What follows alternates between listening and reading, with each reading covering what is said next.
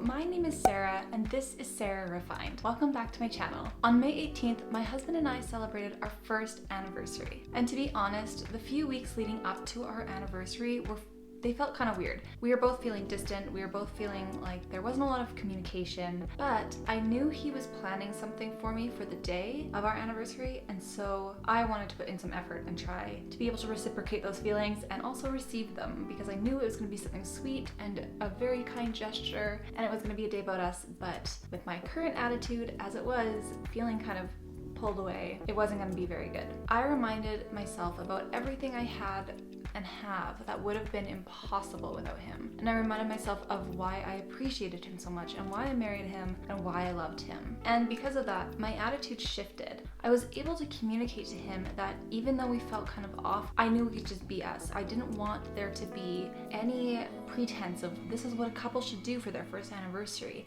I just wanted to be us. And once I said that, I think the stress fell from both of us, and we ended up having a great day, great conversation, and I think it brought us closer than we have been in weeks. And with that, it brings me to the very first point of this video. The first thing I learned about relationships in my first year of marriage was that it's easier to be vulnerable and talk about something than it is to try to be strong and keep it to yourself. I am a very independent person, and I like to think I don't need anyone else, and if I need something done, I just do it myself kind of attitude. But I'm also a little bit guarded when it comes to my emotions. So people will know that something's bothering me. They'll pick up on the energy I'm giving off, and they'll pick up on my facial expression and body language, but they will not know what it is. In my mind, I feel like it makes me look weak to have anything where people could hurt me. In reality, you can't survive in a relationship like that. We all want to feel needed and we all want to feel wanted, but we also want to feel safe and secure.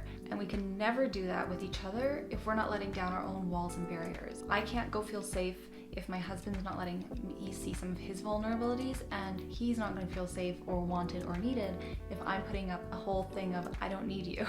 More often than not, in my relationship, if something's going wrong or if there's a problem, I start with me. I blame myself, because if I'm unhappy but my partner seems to be pretty content, then maybe I'm the problem, right? Not right.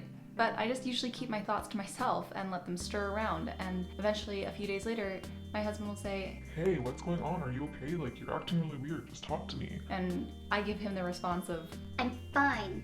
Don't tell me what to do." And then a day or two later, we finally talk, but by that point, we have 5 new problems in my head. So I've been practicing to just write a letter, get it off my heart, and then that usually starts off with me being like, hey, it's already out in the open, so now I can talk to you about it. And I just tell him, hey, there's some stuff that's been bothering me, and I really want to talk to you about it. And then he listens, and we talk about it, and we sort it out. Because to my surprise, the people who care about me actually don't want to see me unhappy. They like to see me happy because they know that a happy Sarah is usually a joyful little sweetheart, and an unhappy Sarah is an overthinking basket case that stresses everyone else out. But seriously, the first thing I learned about relationships in my year of marriage, just talk. And this isn't just for marriage, this is for relationships in general. Being vulnerable and expressing my thoughts has been the scariest thing I have ever done, but it is solving problems and it is fixing issues,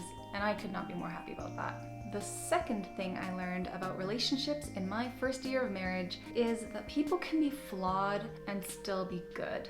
It was only recently that I actually grasped the concept of this. For me, the way I was raised, we were taught that humans are inherently bad and evil, and you are only good if you can be saved by Jesus. But if you are saved and now you've gone through life and you mess up again, now you're never saved. You were not saved because all of that was a lie.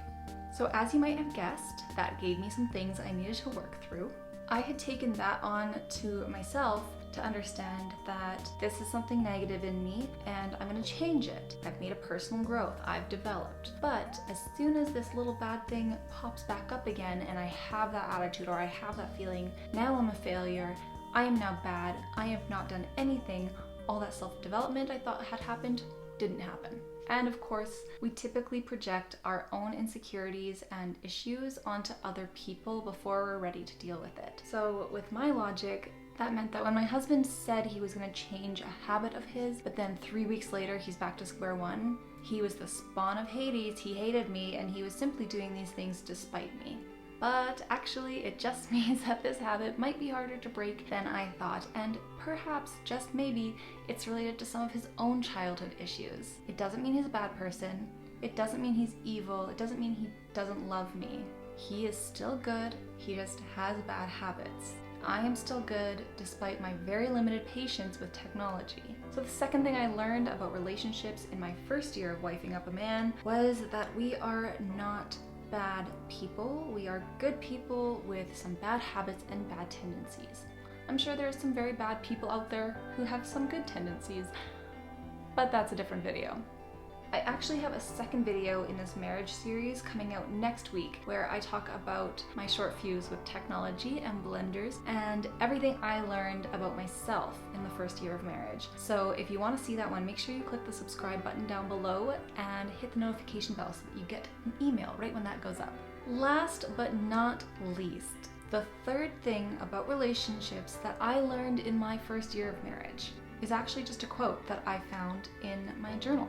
But I felt like it organized all of my unorganized thoughts. And it is that commitment is an essential part of the plan, but it is only getting you to the starting gate. And that's from a book called The Follow-Through Factor by Gene C. Hayden.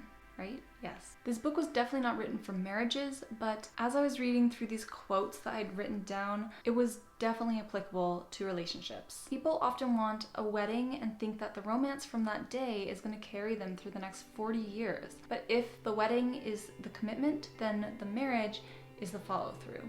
And I don't think this has to just be about marriage because we are talking about relationships in general. But let's put it into a platonic situation. Maybe you've committed to being a better friend, but that's just the start. You have to actually have a plan and know what that means to you so that you can follow through and be a better friend. Or if you wanted to be a better boss, a better sister, a better coworker, the commitment might be telling people that you're going to start trying to change or trying to be different. But what you do in the weeks that follow are way more important. A great example of this is actually in one of my newest favorite Netflix series called Never Have I Ever. Davy is constantly making commitments to her friends to be a better friend and prioritize them, but when she's given the responsibility and the choices to make them, she never really makes the right choices, and her friendships and relationships start to falter because of that. So the third thing I learned about relationships in my first year of marriage is that commitment is an essential part of the plan, but it's only getting you to the starting point. You need to know what kind of person you want to be in that relationship, and then make that commitment whether it's written down or verbally expressed. But then the hard part comes and you have to actually discipline yourself and create that motivation and momentum and put in the hard work to become that person that you know you can be. And those are 3 of the things about relationships that I've learned in my first year of marriage. It's better to just talk and risk the vulnerability than it is to stew about things on your own. Just because humans are flawed doesn't mean we aren't good. And lastly, communication is only the starting point. What do you think about the points I've made?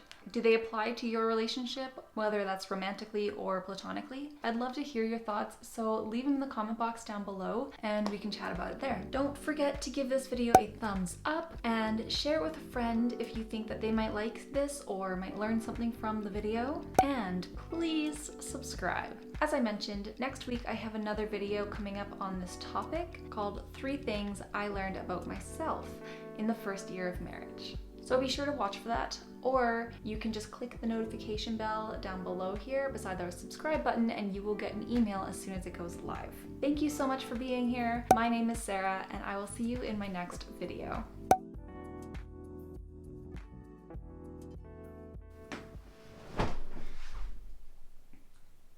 Why can't I film this video? Why is it taking forever? I thought that it would be easy, but I guess I'm just really bad.